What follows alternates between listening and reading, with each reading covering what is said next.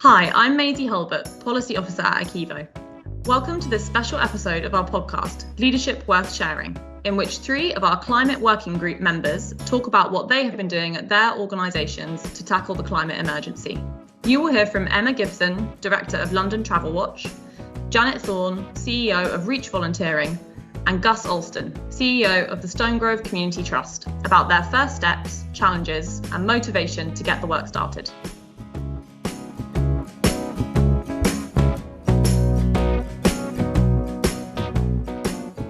So I'm Emma Gibson and I'm the Director of London Travel Watch, who are a passenger watchdog in London. And I'm here today with Gus Alston and Janet Thorne. And we're here to talk about what we can do as leaders of charities and voluntary organisations to help tackle the climate crisis. So I'm going to ask Gus and Janet to introduce themselves first and their organisations that they work for. Janet, do you want to introduce yourself first? Thanks, Emma. Hi, I'm Janet. I'm the Chief Exec of Reach Volunteering. So we're a smallish national charity that connects up people who want to volunteer their expertise, either as trustees or in operational roles, with charities and social purpose organisations. We do that mainly through an online matching platform. Thanks, Janet. Gus, go ahead. Hi, I'm Gus Alston. I'm the CEO of the Stonegrove Community Trust. We're a small resident-led charity that operate a community centre in Barnet. And we focus very much on local resident-led social action. Thanks, Gus. So neither of you lead organisations whose central mission is to do with climate change. So I want to ask you first, what is the challenge that you faced about embedding that into your mission or your vision and values? And how have you gone about embedding kind of climate into your existing work? Gus, I'm going to ask you first. So interestingly, it was quite easy for us to get the organisation on board. So it was quite easy for me to get the trustees on board. They really wanted it. I think we've got quite a young trustee board. We've got a very local resident-led trustee board. And I guess the reason we focused on it is because although we're focused primarily on this idea of resident-led social action, the vehicle we use for that is quite slow. It's slow, iterative work. And so this was a way for us to push forward strategically on a sort of big ticket item, on something that we felt that the community would support and join in with, whilst we also worked, in this other area of community organising on the things that they wanted to lead on. For us, the challenge has been more practical. I think a lot of people in the sector are talking about how there is more support now for climate action, but realistically, we found it very difficult to raise the funds for the practical actions that we want to take. And we found that maybe the funds aren't yet quite following the language at the moment. Thanks, Gus. Janet, do you want to tell us about your experience and the challenges you've had in this area? I've been wanting to do something. I've been feeling very motivated to do something on climate action for a couple of years at least. But I was sort of struggling to think how I could do that through Reach, because we're just like a matching platform that connects up volunteers and trustees with charities. And it's quite a sort of neutral, it's not even cause specific, and it felt like a bit of a stretch to try and connect that to the climate crisis. But I think probably my growing sense of the urgency, but also we've been doing quite a lot of work and having quite a lot of conversations in our organisation about equity, diversity and inclusion. And I think one of the things that those conversations does is start you on the conversation of, well, what kind of society are we trying to build? And you can't really not go there with those sorts of conversations. And I felt like that kind of started laying a bit more of a groundwork for a broader conversation with the board. So finally, I just sort of decided to go for it. So I put a paper up to the board asking them to really recognise. I thought what I'll do is I'll draw the dots between Reach and the climate crisis, which ultimately it's the biggest challenge facing humanity, and therefore the biggest challenge facing civil society and the people that civil society serves. So therefore it's got to be the biggest challenge that Reach is addressing. So I kind of put that into a paper asking the board to acknowledge the urgency and importance of the climate crisis to Reach directly, and committing us to make it a strategic priority. And it was very kind of heavy on intent and light on practical action, because we don't yet know really what we're going to do, and we don't really have the resources to do much of it. But I felt it was really important to to set it out and set out our stall. And I was a bit nervous about how the board would respond, but actually they were all just like, yeah, that makes sense. Let's do it. And I'm thrilled. I mean, it was about 2 months ago we did that, and it's given me now a rationale and context from really moving the work forward. So it's been really, really useful. And I was just surprised by how easy it was to do, actually. Yeah, well done. That's really interesting. And Gus, it sounds like you found that relatively easy as well with your trustees. Have you got any kind of tips on how to kind of have that conversation with them? I think it comes back to what Janet was saying about linking it to why you're doing it. How does it help your wider strategic aims? How does it help you to move forwards? And I think also there's something about what you're committing to. So we went very bold and quite fast. We committed to zero net carbon for our building and our charity by the end of 2022. And for me, what that allows me to do is then potentially argue some quite radical solutions that might cost some extra money back to the trustees, because they've agreed we have this aspiration and this ambition. So yeah, there's something about linking it, but there's something also about for maybe more practical organizations, ones who are very on the ground running a building, something about, giving yourself a target, even when you know that you may not achieve it and that there are a lot of complications along the way. And do you think, as charities are founded for social good? So, what you obviously sound like you think it's a really important thing that charities kind of consider climate change. Do you think we have more of a responsibility, say, than kind of public or private sector organisations to tackle this issue? Where were you coming from when you were approaching this with your trustees? So I actually believe, I'm not sure this is the most popular view, but I believe we have a higher responsibility as charities and as social organisations than others to think about how we do what we do. I think the flip side of that is that if you look at where the power and largely the money lies in society, it's proportionately not with charities. We can do a lot, but we cannot turn this round by ourselves. That has to be private sector, it has to be government, and to some extent individuals, though I do think they're the smaller part of this really in terms of wider systemic change. Janet, what's your view on this question about the role of charities? Yeah, I very much agree with Gus, actually, on sort of all of those points. I think charities have got a big role and responsibility in tackling climate action. And I think the responsibility is really there if you just look at if you look at your charity's purpose and why you're there, who you're set up to serve, then it doesn't take too long before you get the conclusion that actually you absolutely have to act, whether you work with young people or in health or in heritage or whatever sector. It's pretty much the climate crisis is pretty central to how you're going to make any sort of significant change over the next few years. But I think it is, like Gus says, it's interconnected. There's no way that one single charity can really make much impact, or even that the civil society as a whole can do it without business and government as well. But I think if you look at civil society's always played a role, hasn't it, where the government and business have perhaps been unable to or unwilling to take action or don't understand what the action is, or, they've always stepped into that gap, be it, leading on HIV campaigning or homelessness or refugees. In fact, you just look at the pandemic and see how more broadly civil society stepped into the breach with all the mutual aid and all sorts of things. So charities have always taken this sort of role and absolutely have to. I think it's very much their responsibility to do it. Well, I could talk on this for hours, but I've just recently, about a couple of months ago, all the leading health journals, medical journals, did a joint editorial in which they said that the biggest single global health concern is climate. In fact, not climate crisis itself, but political leaders' inability to take action that will keep us below 1.5 degrees. And they spelt it out. They spelt out the risks about death from heat, from malnutrition, from flooding and fire, from more pandemics, etc. So they kind of use their expertise really to spell out exactly why.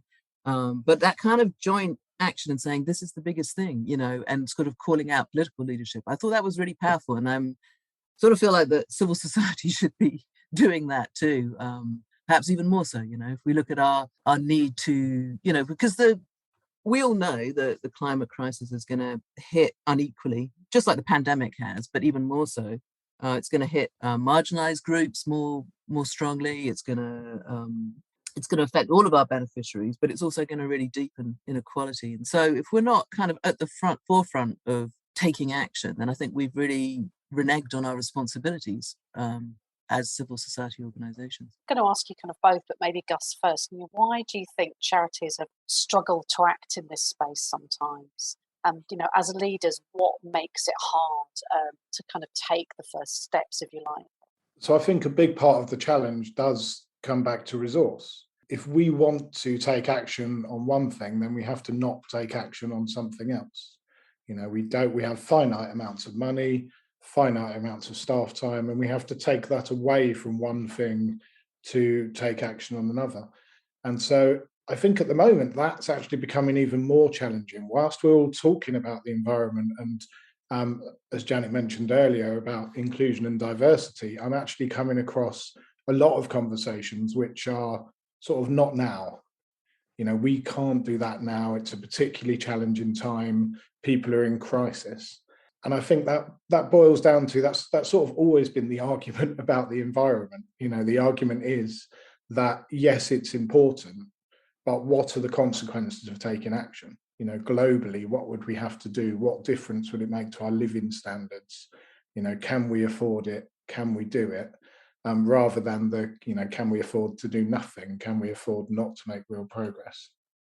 I know when I took a paper to my board on this in the summer, it was a really packed board meeting agenda, and someone said, "Oh, can we just talk about that in 3 months' time at the next one?" And I had to really kind of argue to kind of hold the space and say, well, this is the year of the climate. We can't wait until, if we wait until September or November to talk about it, that's too late. So yeah, sometimes there are a lot of other kind of competing priorities, aren't there? And trying to kind of get this on the agenda can be tricky.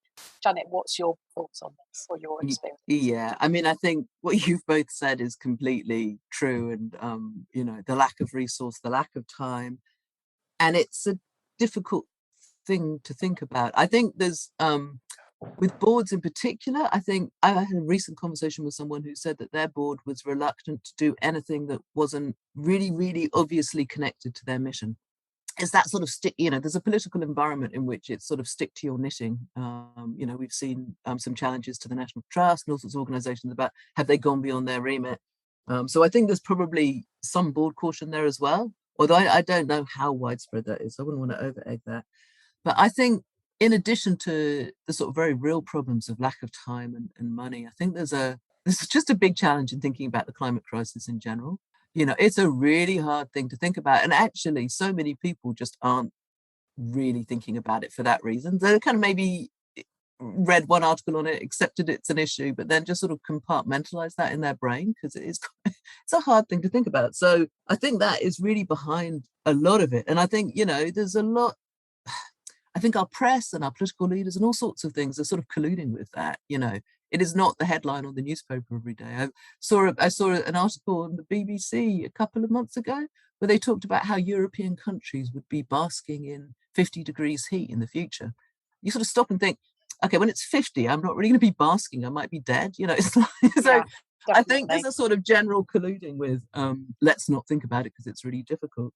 What strikes me about that is, okay, so if this is the biggest issue that all of our organisations are going to need to deal with, surely it is just our jobs, however difficult it is our jobs as civil society, as leaders of our organisations to address that. If that's the biggest thing that we're going to need to engage with, we can't just stick our heads in the sand and ignore it because it's not going to go away. It's just going to get worse. And the sooner you engage with it, the better you can have some chance of influencing a more positive outcome. So there's kind of every reason for you've got to do it, and there's every reason for doing it now.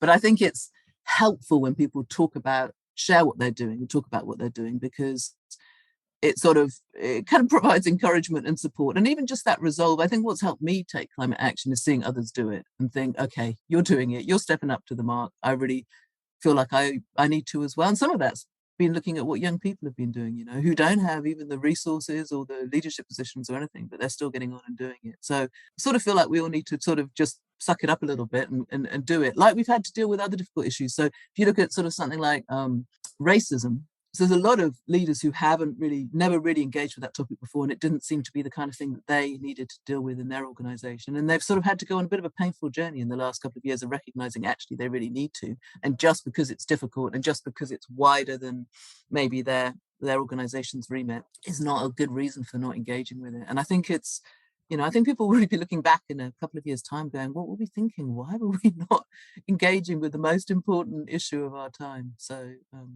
Yeah, no, thanks for that, Janet. And so, I guess that brings me on to kind of, where do we start? We've talked about the importance of taking kind of small steps and starting somewhere. What were the initial things that you did? What kind of things have you done? If you're going to start somewhere, what's the first thing that you did, or what's the second thing that you did? Gus, do you want to tell us a little bit about your journey? So the first thing we did was to set out this aspiration for becoming zero net carbon and a timeline. Now, obviously, in order to know that we had some chance of achieving that, we had to know what some of the actions might be to do that. So I think the starting point is to measure where you are.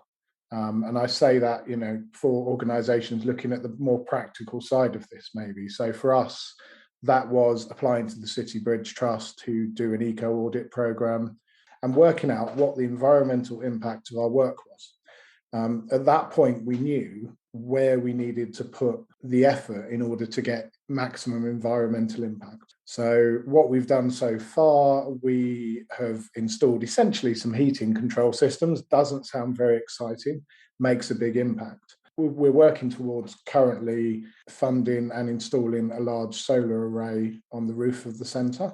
That's probably about the biggest impact we can do. We've done feasibility studies on other things that don't work. You'll see in the news endless talk, and you'll particularly see, you'll have heard Boris Johnson talk about how many heat pumps we're going to have in the UK.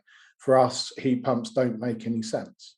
But we've done the work. We've worked that out. We know now we need to move forward in another way.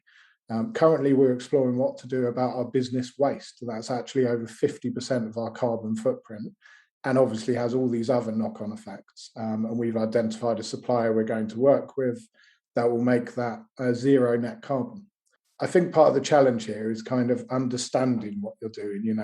I was involved in a project to put solar panel on Kenchtown City Farm, or to plan that before I left, and then it was funded after I left. And I'm quite geeky.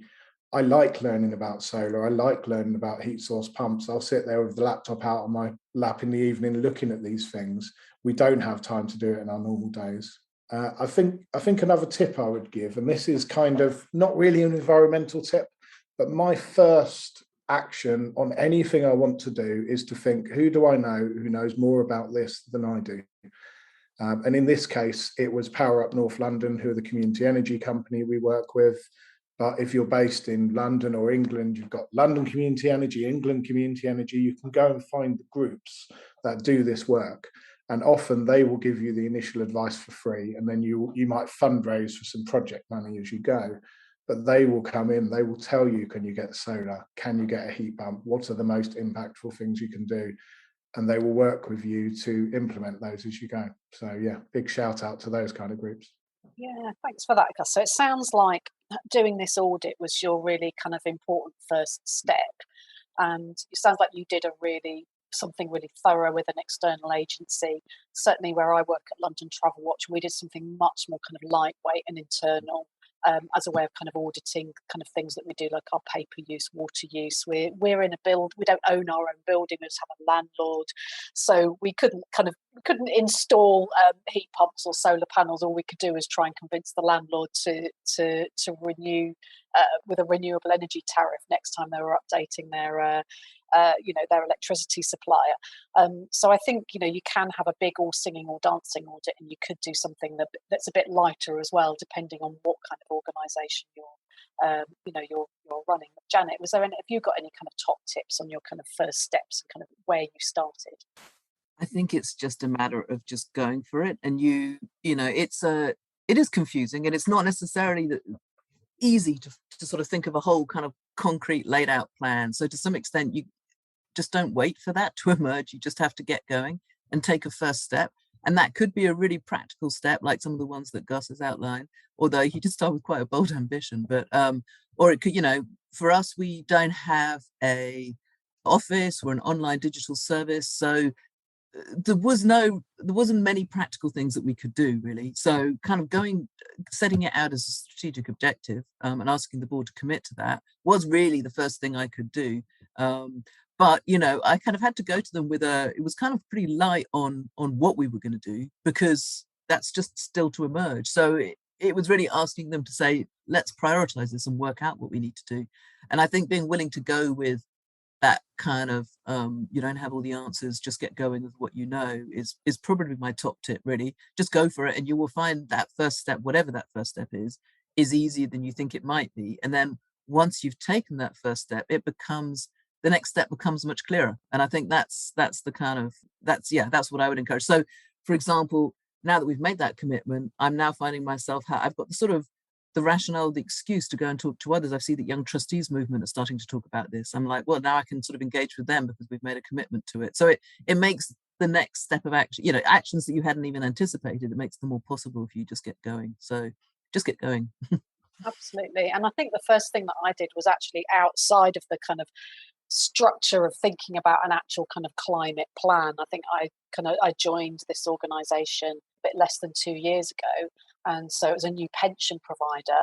And I just thought, well, I want to know where my pension's going and what it's being invested in, and is it being invested in fossil fuels? Because that hadn't been an issue for me. In previous places I've worked, always been invested in sustainable funds. And so I think that was the first thing that I did. And it took me a long time to get some answers, but I did in the end find out that none of our pensions were invested in fossil fuels. And I guess that was the kind of first thing that I did. And then that kind of led me on to thinking, like, okay, what more can we do? So I kind of agree. You've just got to start somewhere, and everybody's starting point is going to be different.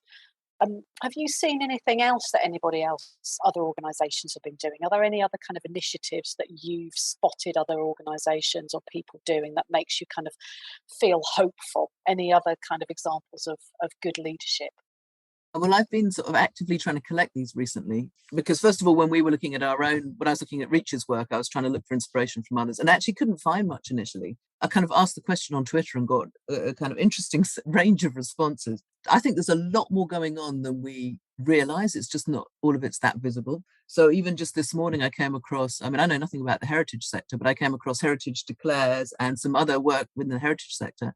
And they've got such interesting things to say about it. They've got a heritage sector is all about handing things on to the next generation, after all. So their kind of their whole mindset is about sort of sustainable practices and all these sorts of things. And so they're talking about that and what can they do not only to make their work more sustainable, but to contribute that expertise to climate action. I think that's really inspiring. And I'm sure there's loads of other examples from other sectors, but specifically, I really like P3 have made a commitment to climate action, and a bit like Reach in the sense that they're not one, they span quite a lot of different causes. What I found that I'm going to quote it actually, in their intro, they were saying that as the directors were signing up to their commitment to do it, and they said they would see it as a breach of their duties as directors of a charity to continue to behave as though there is not a climate emergency. And I thought that was very powerful. I thought, wow. So I think we could all be doing that. And the funders have made a great commitment on climate action, actually, although, we need to see that filter through to organisations to be able to act. But I think the person who's saying to me the things I find most inspiring is Kirsty McNeil from Save the Children, who's talking all about the kind of leadership revolution we need, really, to be able to engage well with the climate crisis. And she's talking about, I won't do full justice to it, but she talks about engaging with climate crisis as an existential threat, not just one topic which you can decide to postpone to the next board meeting. To get on and do, actually, like we've just been talking about, to just get on and do stuff, even if it's imperfect, even don't wait until you've got all the answers, to draw on our specialisms and contribute those, and to have a sort of a movement mentality, which is to say, to have a broader, not just to be leading your own organisation, but be looking at how you can connect with others and leading more broadly. And I think those are really inspiring lessons for us all to learn from. That's absolutely brilliant advice, isn't it? Gus, what about you? Have you got any examples that have inspired you, other leaders? So one I found quite inspiring, and I've just had a long weekend away in Sheffield, not for work, just for some walking in the peaks and to, I guess, get myself back to nature and relax a bit. And there's an organisation there that I've always thought were really impressive in this, which is Healy City Farm. So City Farm in Sheffield, they've got the South Yorkshire Energy Centre there. And when you go in, a lot of it looks a bit old and dated now, but that's because they were doing it so long before I saw it anywhere else. They've got a heat pump there that goes into the ground. Now, when I saw one there, I'd never heard of a heat pump. So I think what they've done is really impressive, and it's very much linked into poverty, fuel poverty, but it's all of the different ways of engaging. So they do give people advice on their energy bills. And then actually, I'd like to highlight something that's happening in Barnet, which I was sort of responsible for co-founding, but I must say I haven't actually done any of the work. And that is the Barnet VCS, so Voluntary and Community Sector Environmental Network. And that's been really interesting. That happens monthly now. There's a newsletter. I think we've got probably 70 to 80 members. You might have 40 to 50 people at a single meeting. And what that's done is it's really made it very clear that there's loads going on in Barnet that none of us knew about. And bearing in mind, that word environmental is so wide. So this is everything from people looking at green spaces, people looking at picking up litter. There's a Barnet-based organisation that plants trees to help offset climate change. So there's people working in Barnet who are national, who are local, who are involved in every part of it. And I think that is really powerful. It's about bringing people together. I do think there was a real lack of, I don't think I've seen much leadership nationally from the organisations that bring together charities. So until I saw the ACEVO group come up, the climate crisis group, which I obviously applied to join, I haven't seen a lot about, from the larger sort of the infrastructure organisations, you might call them, about bringing us together around this. So I think, I hope that now we'll see a lot more of that, both locally and nationally. Yeah, I agree entirely with Gus about that. ACEVO's shown some leadership, which is brilliant. NCVO, I actually looked to see what they had, and they were just framing it as sort of environmental management, about managing their supply chains and stuff. And I thought there's a real opportunity for them now to step out and maybe lead the sector in a much more positive way. Like Gus's point about the City Farm, about the heat pumps being sort of both environmental and dealing with fuel poverty, when you look at the climate crisis, everything is interconnected, isn't it? So there's this, which can make it really overwhelming and make it feel like too much to engage with. But it's also a huge opportunity as well, because by tackling the climate crisis, you also have the opportunity to make a lot of other things better. It's what I saw someone dub multi-solve approach. I don't know if that helps giving in that term, but basically. By improving, Emma, this would be your area of expertise, but by improving public transport and cycling, then we're cutting emissions, we're reducing pollution, but we're also making neighborhoods nicer to live in, we're increasing health, we're tackling obesity, mental health, all sorts of things. And that's very true of sort of greening spaces and things like that as well. So there's a lot of ways of tackling, of coming up with solutions which also tackle inequality and all sorts of things which are very close to our hearts. So there's a brilliant opportunity there, and it's about joining the dots and seeing the interconnections and working collectively. And I think there's a real, it's exciting when you look at it through that lens. Yeah, and while you're talking, Janet, I was thinking about, because you've brought in parallels about how as leaders we have kind of conversations about race and the kind of difference between maybe kind of quite a passive approach to thinking about climate change, or just, not being racist, and going that extra step, which is actually, becoming an anti-racist organisation, or becoming an organisation that's actively looking at climate change as an existential crisis, as you're saying. So in terms of, what as leaders, in terms of, some of the conversations that certainly that I've had have been more challenging than others, say with my staff, with trustees or other stakeholders. I know when I was discussing with my staff recently about bringing in a vegetarian-only catering policy, there were certainly some kind of, strong opinions being expressed about, what we can never have a cocktail sausage or a chicken wing, ever again at any of our events. Are there any, are there any kind of difficult conversations that you've had, or more challenging conversations, and how have you kind of tackled, explaining why this work is really important? That's a question I'm still trying to work out the answer to. I've sort of managed to do it at a strategic level, but that's kind of one step removed, isn't it? I find that if I ever bring it up with anyone, they tend to sort of either glaze over or sort of avert their eyes. So I've clearly not found the right way of talking about it yet. And I think it's not just a me problem. I think, as my daughter would say, it is a difficult conversation to have, isn't it? Because it bleeds into much wider, is much wider than just the workplace, isn't it? It bleeds into your wider life. And that in itself makes it we're not so used to having those kinds of conversations, and we need to get better at it, I suppose. Because you have to, really what it's about is processing, isn't it? Really looking at it and thinking, what is this actually going to mean? What are the implications of this the kind of changes that we're likely to see? How is that going to affect our lives, the lives of our beneficiaries, but even the lives of our families? And, it's a hard thing to do. And I'm sort of mindful, I'm kind of want to bring it up with my staff team, because I know a lot of them haven't thought about it that much, certainly in the context of our work. How do I do that in a way that is supportive and encouraging and doesn't just leave everyone sort of feeling terrible? And I'm still trying to work that one out. I know that there is a way, because it's about hope and stuff like that, but I'm still finding my way. So Gus, give us the answer. So I definitely don't have the answer. I think the challenge for me has come in a couple of places. The first one was the trustees saying to me, is this achievable? And this was around the zero net carbon planning.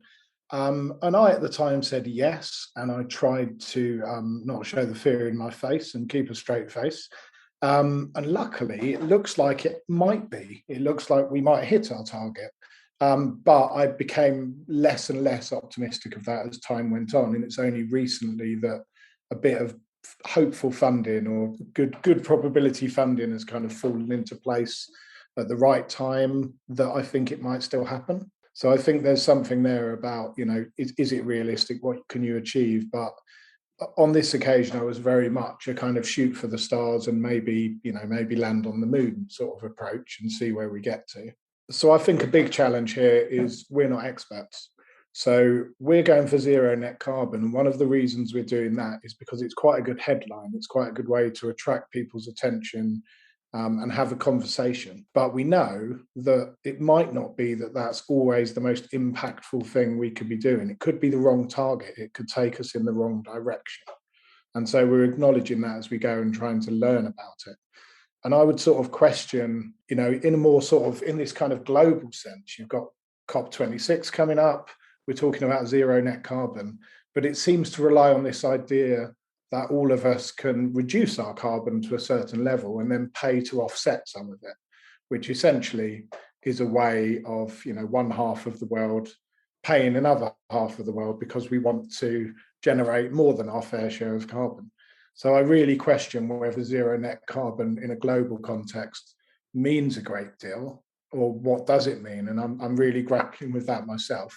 And to be clear, we are going to utilise some offset, and we are going to count some things that we do against other things. So, for example, we are putting on, I think our solar panel array, if we were to build it tomorrow, according to the London Community Energy website, it would be the second largest community-owned solar array in London if you take off some of those in schools, which are huge premises. And so we will offset some of the additional we put back into the grid against our other activities.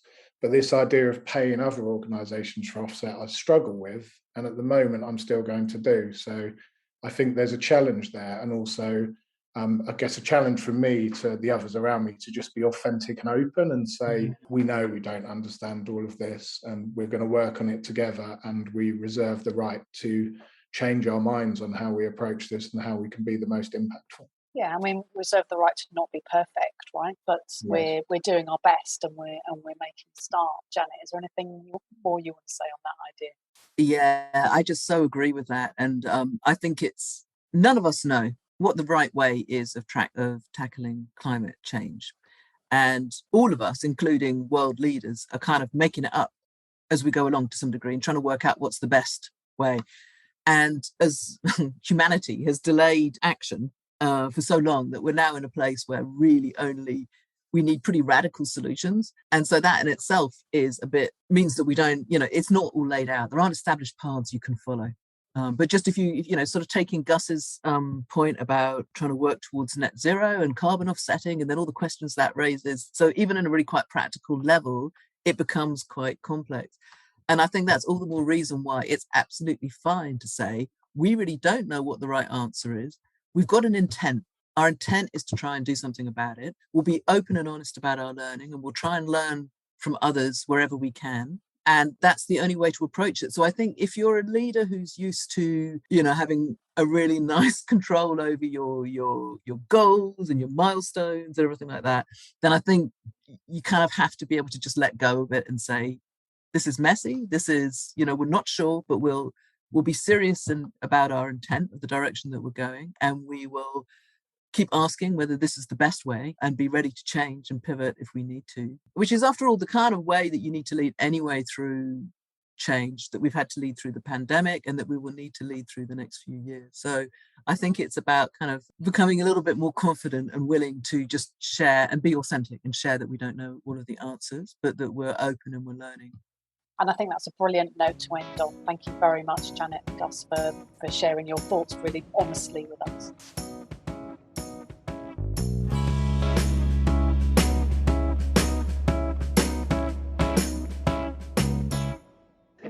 Thank you so much for listening, and a special thanks to Emma, Gus and Janet for taking part. If you are interested to know more about the work ACEVO is doing in this space, please check our website, acevo.org.uk, and our hashtag on social media, #ACEVOClimate.